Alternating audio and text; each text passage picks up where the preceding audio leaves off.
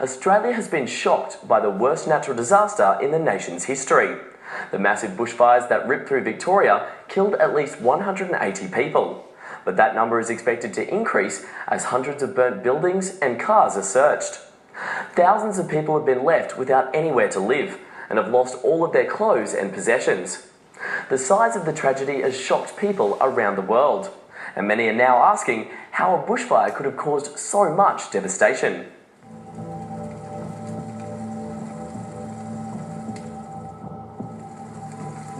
Fire. It's one of our most useful tools and a part of daily life. But out of control, it can instantly become one of the deadliest forces on the planet. You have been to hell and back, and we intend to help you rebuild. The 7th of February 2009 will now be remembered as one of the darkest days in Australia's peacetime history. The weekend from hell started with dire warnings from firefighters and the Weather Bureau. They were expecting high winds, dry air and record temperatures. All in all, they feared if any fires started, they would be impossible to fight. And they were.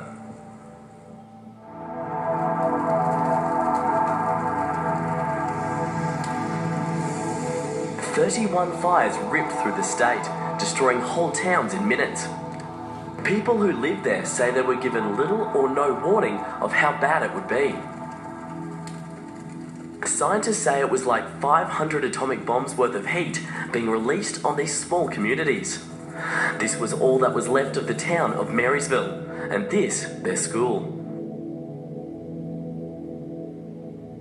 Town after town, area after area were destroyed. More than 450,000 hectares were burnt, including around 2,000 houses. But worse than that was the number of lives lost. 189 people have been confirmed dead, and maybe 1 million animals also lost their lives. It was easily Australia's worst natural disaster in history. But why was it so deadly? Well, to answer that, we need to know how a bushfire can go from a tiny spark to a massive inferno. There are a few factors which can make a small fire turn into something like Saturday's destructive blaze. The weather is one. On the day of the fires, there was 47-degree heat in Victoria, along with very dry but very powerful winds. The heat made fuel, like wood and leaves, burn much easier.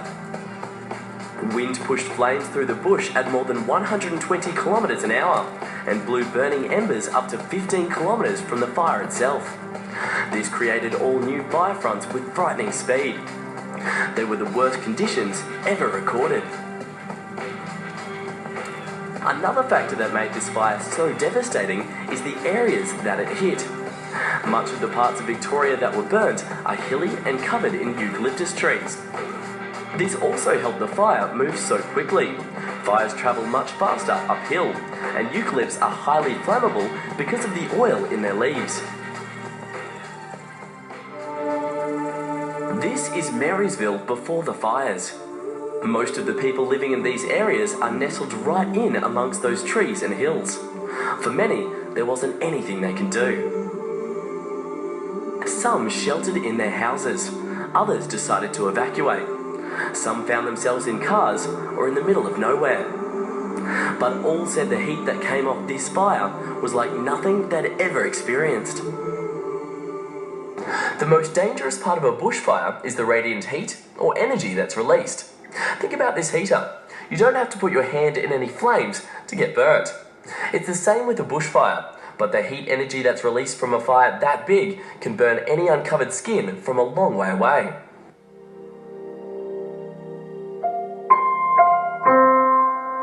Hospitals in Victoria have been flooded with patients suffering terrible burns.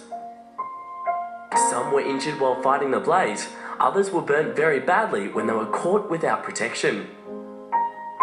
Doctors are doing everything they can to help the injured, but many will take years to get back to full health.